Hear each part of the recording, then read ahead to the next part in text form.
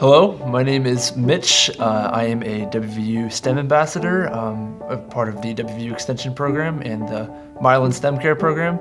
I'm a student at WVU. I'm a junior this year. So today we're going to be reading over a book called Michael Recycle, and we will be bringing it into an activity that is one of the Mylan STEMCARE booklets, and it's called the Marshmallow Catapult. Try this at home experiment. And yeah, I'm going to go ahead and get started with the reading. So, Michael Recycle.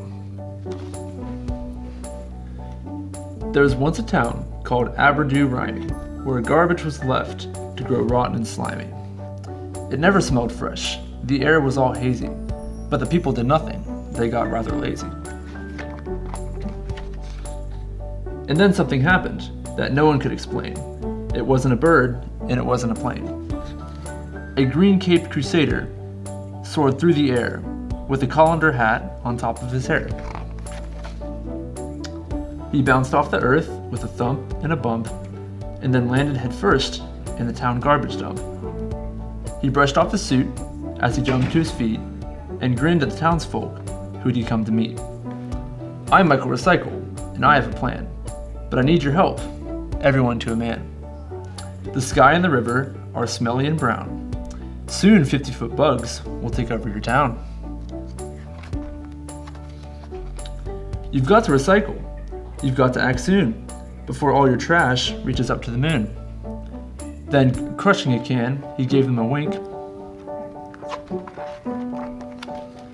and vanished from sight before they could blink. Miss Mooncotch exclaimed to her friend Mr. Crew, "Did you happen to hear what that boy said to do? Clean up and recycle. How hard can it be? A green and clean town would be lovely to see."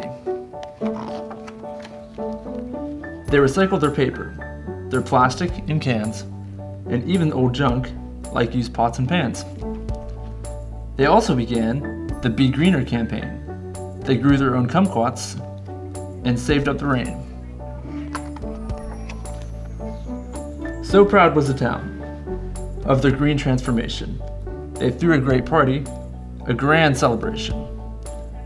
They covered the town in green toilet paper, then rolled it back up to use again later. You may think that's yucky, but these folks don't agree. In WVPB, recycling is key. When Michael came back to visit the town, he didn't despair, get angry, or frown. Look at our town. It gleams and glitters. Now nothing's wasted and nobody litters. To Michael Recycle, the green-caped crusader, our super green hero, the planet's new savior. But Michael Recycle was nowhere around. He'd already moved on to help another town. So if you should see a green silhouette streaking the skies, please don't get upset. The noises you hear, that clunk and thunk, is just our friend Michael recycling old junk.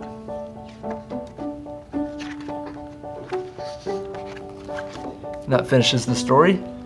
So this book kind of pairs into the activity that I'm about to explain, the Marshmallow Catapult, because just like how Michael Recycle used all sorts of things and encouraged the town to recycle, especially old things, this kit is made from very simple things such as popsicle sticks and spoons, and it's actually very easy to make even if you don't have a kit like this. So I'm going to do a little bit of a demo on how you can put it together and kind of talk about how it works and stuff like that. So, if you happen to have one of these booklets, you can follow along, but if not, you can just follow the steps that I give you, and it should be pretty easy. So, inside these kits, it comes with popsicle sticks, some pom-poms, a spoon, and some rubber bands. So, to set up your catapult, the first step says you should stack 5 to 8 craft sticks together and tightly twist a rubber band around each end.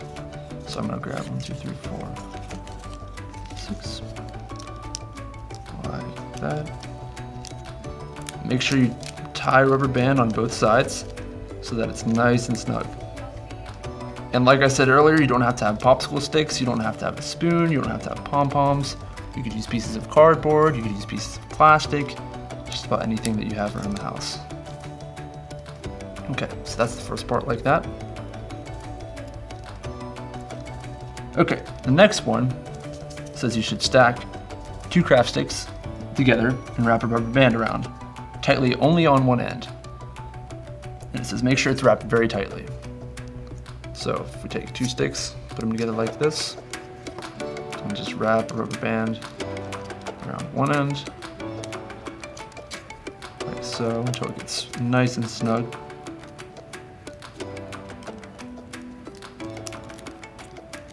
Okay, so once you got that, you'll have it on one end, you should be able to open it up like this. And sometimes it's easier to scoot it down as far to the end as you can get, so it'll open up like this.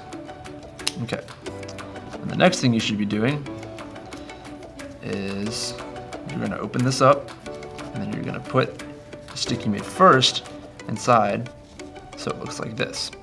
And as you can see, I kind of have a demo here on the side that's already finished, and you can see how it's beginning to kind of take part. Okay, so this is going to act as a fulcrum or a pivoting point that's going to allow us to eventually shoot a marshmallow or a pom-pom or anything you have. Okay, now this isn't very secure, so what we're going to do next is we're going to take 2 rubber bands and we're going to make a cross. So I'm going to start from this side, kind of take this rubber band around and make a diagonal on this intersection. Kind of get it like this. Make sure your rubber bands are super tight, because the tighter they are, the longer you can shoot things, which is always fun. Okay, I'll leave it at that. And then do the same thing on the other side, so you'll have an X.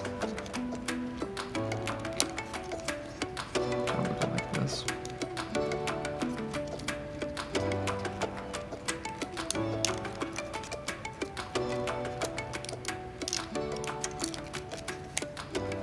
Okay, now we should look something like this.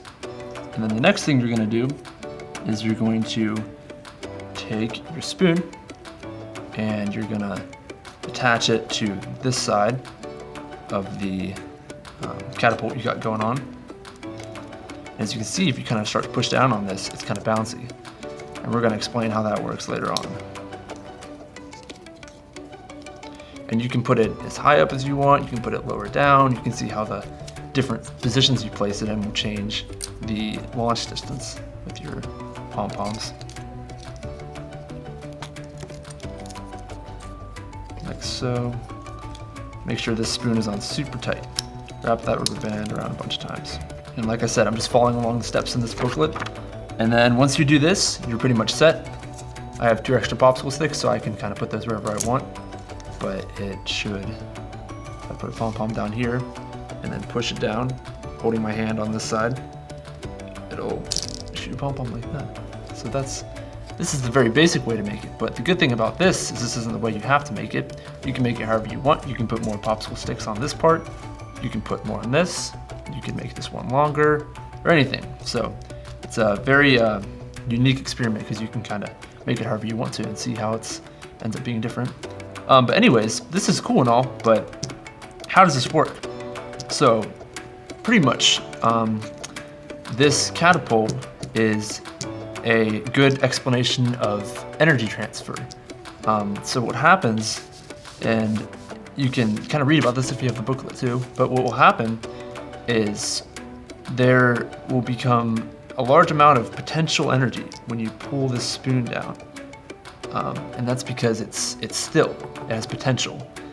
It's not doing anything yet, so it has potential or stored energy at this point. And when you pull it down, it gets to that maximum point of potential energy. And then when you launch it, that energy is converted into kinetic energy, which is the energy of motion. And that's what causes it to flick up like that. And the kinetic energy is which launches the spoon and then will launch the pom-pom. So that's a little bit of a background on how this all works. So the tension when when you pull it back, ends up becoming potential energy that goes into kinetic, launches the pom-pom.